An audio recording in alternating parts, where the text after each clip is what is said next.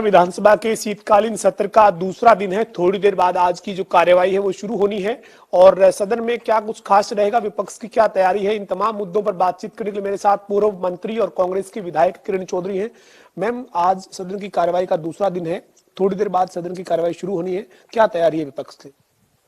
आज काम रोको प्रस्ताव जो मैं लेकर आई थी वो एडमिट हो गया है, तो जोर शोर से जो है ये एचपीएससी का जो स्कैम है, जो आपने देखा कि पहली वो कहते हैं ना, पहली कहा करते थे खर्ची और पर्ची, अब वो कहानी हो गई पुरानी। अब तो अगर नौकरी चाहिए तो मोटे मोटे नोट अटैची में लाने होंगे, ये वाली कहानी अब बनेगी। उसके ऊपर आज हम खूब खुल के चर्चा करेंगे कि किस तरह से हमारे नौजवान बच्चों के साथ, उनकी रोजगार के साथ, उनकी जिंदगी के साथ खिलवाड़ किया जा रहा है और किस तरह से खुलेआम जो है सरेआम अटैचियों के अंदर पैसे लिए जा रहे हैं। ये जो एचपीएससी और एचएसएससी यानी हरियाणा कर्मचारी चयन आयोग और हरियाणा लोक सेवा आयोग में जो भर्तियों में धांधली के जो आरोप कांग्रेस सड़क पर लगा रही थी, एक तरह से पंचकुला में विरोध प्रदर्शन देखने को मिला हरियाणा कांग्रेस का। आपकी और रणदीप सुरजेवाला की एक संयुक्त प्रेस कॉन्फ्रेंस हुई, उसमें तमाम तथ्य रखे गए। यानी जो आप मुद्दा सड़क पर उठा रहे थे वो अब सदन में उठाने का मौका मिला है, तमाम तथ्यों के साथ सरकार से जवाब मांगेंगे। पूरी तरह से पूरे प्रश्न जो हैं करे जाएंगे और मुझे आशा है कि ये जो है उसके जवाब पूरे सरकार देगी, क्योंकि हमेशा इनकी आदत है कि ये लीपापोती करने की कोशिश करते हैं। बड़े सीधे सटीक सवाल मैंने करने हैं और मैं चाहती हूँ कि सरकार उनका पूरा जवाब दे। और पूरा हरियाणा आज ये देखेगा कि किस तरह से जो है इतना बड़ा कांड हुआ है और सरकार उसका किस तरह से उसको जो है उसके ऊपर कार्य कर रही है। नहीं तो आने वाले समय में लोग जान चुके हैं कि ये जुमले देते हैं बार बार, खर्चे पर्चे और इसके फला के, ये सब झूठी बातें हैं। असलियत के अंदर जो है बुरे हाल हो रहे हैं। जो बच्चा अपनी पढ़ाई लिखाई करता है, मेहनत करता है, जो मेरिट के ऊपर जो आ सकता है, वो तो पीछे रह जाता है क्योंकि उसके माँ बाप जो है अटैची देने लायक नहीं है।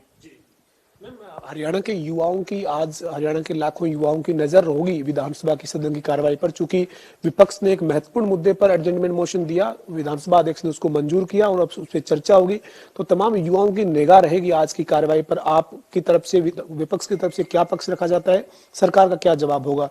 लेकिन आप जो ये सरकार का जो दावा है कि पारदर्शिता के साथ ही रोजगार दिया गया है, जीरो टॉलरेंस पे काम हुआ है, पर्ची खर्ची बंद हुई है, आप इस दावे को कैसे देखते हैं? ये पूरे झूठे दावे हैं इनके।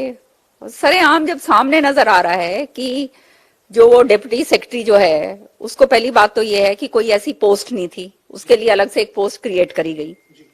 उसको लगाया किसने? ये जो कंपनी जो ओएमआर शीट्स और ये सारा कुछ जो करती है, इस कंपनी को पुराने वाले चेयरमैन ने हटा दिया था। दोबारा से उस कंपनी को फिर दोबारा से क्यों लगाया गया?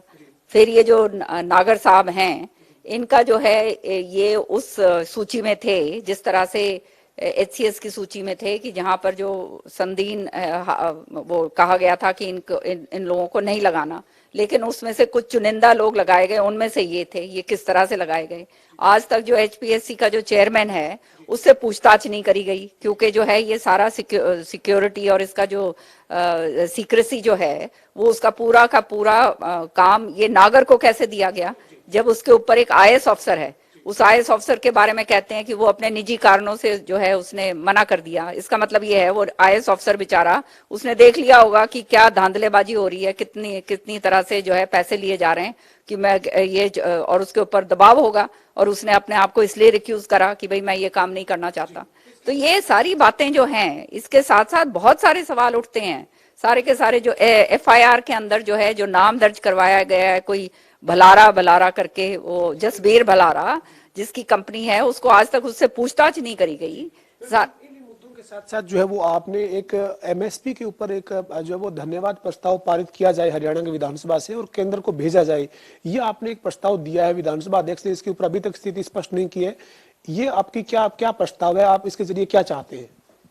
पिछली बार हरियाणा विधानसभा ने एक प्रस्ताव पास करके भेजा था, जो था धन्यवाद प्रस्ताव था। 3 काले कृषि कानून जो केंद्र ने पास करे थे, उसका धन्यवाद प्रस्ताव पास करके हरियाणा ने भेजा था, जिसका हम लोगों ने, विपक्ष ने पुरजोर विरोध करा था। हम उसमें शामिल नहीं थे।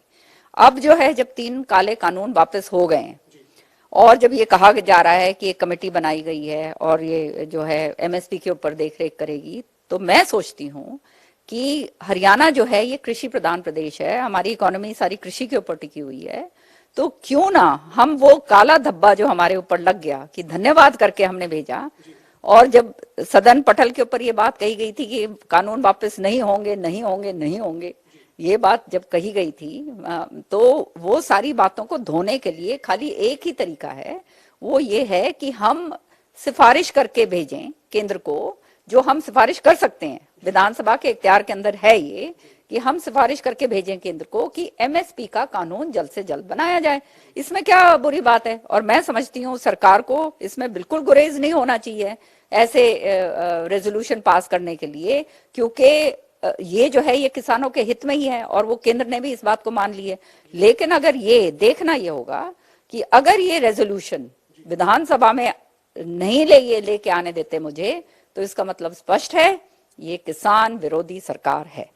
साथ ही साथ आपने एक और आरोप लगाया, आपने कहा कि भूमि अर्जन संशोधन विधेयक 2021 जो पिछले मॉनसून सत्र में जो अगस्त में हुआ, उसमें आज जो वो पारित हुआ, पेश किया गया, उस पर राज्यपाल की मंजूरी नहीं मिली है। आप कह रहे हैं कि उस मुद्दे को भी आप सदन में उठाएंगे, क्योंकि आपके मुताबिक ये भी किसानों के लिए एक काला कानून है।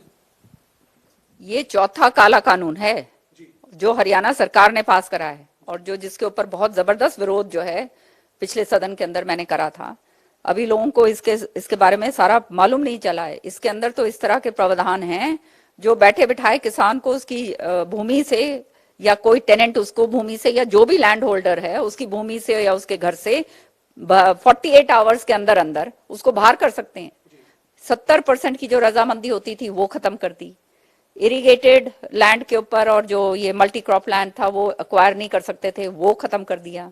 सारा का सारा 50% जो है इन्होंने कैप लगा दिया कि जितना उसका मुआवजा मिलेगा वो 50% से ज्यादा उसके ऊपर नहीं मिलेगा। फिर इन्होंने जो है कलेक्टर जो जाकर पहले देखा करता था, पारदर्शिता के साथ पता चलता था कि भाई ये जमीन किसकी है, क्योंकि बहुत सारी ऐसे क्लेम्स होते हैं जो सामने रेवेन्यू रिकॉर्ड्स के अंदर दर्शाया नहीं होते दर्शे होते, वो अपने इंटरनल क्लेम्स होती हैं। और वो अगर वो सरकार वो लैंड को अधिकृत करती है तो वो पैसा उनको नहीं मिलेगा। तो ये बहुत सारी त्रुटियां इसके अंदर हैं। और फिर सबसे बड़ी बात ये है कि इसको एक मनी बिल करके पास करा गया।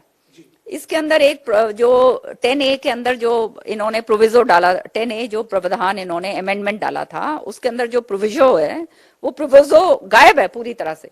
तो वो टाइपोग्राफिकल एरर करके भी इसको रिजेक्ट नहीं कर सकते। मैंने उस पॉइंट आउट करा था कि ये टाइपोग्राफिकल एरर नहीं है, ये पूरा का पूरा प्रोविजो ही उसके अंदर से गायब है। तो जो प्रोविजो ही पूरी तरह से गायब है, तो आप समझ सकते हैं कि किस तरह का ये बिल लेकर आए हैं अनन फनन के अंदर, जल्दबाजी में, पता नहीं कौन सा पूंजीपति भाई को फायदा पहुंचाने के लिए, किसकी जमीन हड़पने के लिए ये बिल जो है ये लेकर आया गया है। तो ये सारी की सारी चीजों को देखते हुए ये किसान विरोधी बिल इतना जबरदस्त है कि आप समझ नहीं सकते। ये जो 2013 का जो बिल है, ये एक बहुत ही बेनोवलेंट एक्ट है। ये बिल है जो दोनों बैलेंस रखता है, किसान को भी बैलेंस रखता है और सरकार की विकास कार्यों को भी बैलेंस रखता है। तो ये सरकार जो है पता नहीं क्यों इस तरह की काम करना चाहती है जो जनहित के विरुद्ध में है, और जन विरोधी कानून सारे के सारे इस तरह से लेकर आ रहे हैं। इसलिए मेरी अपील है हरियाणा विधानसभा के अंदर, मैं एक बात उठाऊंगी, पिछली बार भी उठाई थी, कि अभी मौका पड़ा है। ये जो है माननीय हमारे स्पीकर, ये जो हैं गवर्नर साहब, उन्होंने मेरे ख्याल में इसके ऊपर अभी हस्ताक्षर नहीं करे हैं, एसेंट नहीं दिए, क्योंकि त्रुटियां बहुत थी इसके अंदर। तो वो त्रुटियों को क्या कहते हैं गोलमोल करके ठीक करने के बजाय इसको रहने दें तो अच्छा है, हरियाणा के लिए हितकारी होगा। नहीं तो हरियाणा के लोग कभी भी बीजेपी को माफ नहीं करेंगे। जो है वो आज की दूसरे दिन की कार्रवाई थोड़ी देर बाद शुरू हो जाएगी। आपने ये तमाम मुद्दे बताए, लेकिन इसके साथ साथ आपने कई और प्रस्ताव भी दिए थे जिनको एक तरह से नामंजूर कर दिया गया। साथ ही साथ किसानों को जो पिछली जो फसल खराब हुई थी उसके मुआवजे की बात करें तो अभी तक क्या रिपोर्ट है, कब तक किसानों को मुआवजा मिलेगा, इस पर स्थिति स्पष्ट नहीं है। आपने कहा कि आप इस मुद्दे को भी उठाएंगे, तो आप तमाम जो ये मुद्दे इनको रखने जा रहे हैं आज? पूरी तरह से देखो, खरीफ की जो फसल है वो पूरी खराब होगी पिछली बार ओलों के कारण और इसके जो बेमौसम बरसात के कारण, और बहुत हाहाकार पूरे हरियाणा के अंदर मचा। तो इन्होंने दिखावे के लिए गिरदावरी तो ऑर्डर कर दी। अब जैसे कॉटन क्रॉप्स हैं और पैडी है, सारे इन्होंने गिरदावरी ऑर्डर कर दी, लेकिन वो कहाँ पे है? आज तक वो किसानों को कोई उसका मुआवजा तो मिला नहीं। बिजाई जो है अब शुरू हो गई है, नई फसल जो है वो किसान को बेचनी है।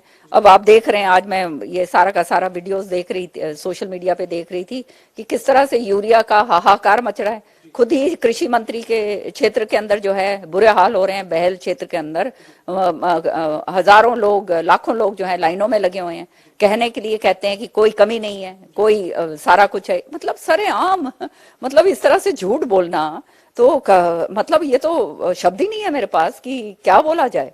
जब इस तरह से जो संविधान की सीटों के ऊपर बैठे हुए लोग इस तरह से खुलेआम झूठ बोलते हैं, तो अब वो तो फिर अब जनता को ही उनका इलाज करना पड़ेगा। ये हमारे साथ पूर्व मंत्री और कांग्रेस की विधायक किरण चौधरी थी, जो ये कह रही हैं कि तमाम मुद्दे हैं आज की जो सदन के दूसरे दिन की कार्यवाही थोड़ी देर बाद शुरू होनी है उसमें रखे जाएंगे। खासतौर पर जो एमएसपी के ऊपर एक जो वो सिफारिश करनी चाहिए हरियाणा की विधानसभा को, एक प्रस्ताव जो है वो यहाँ से जाना चाहिए।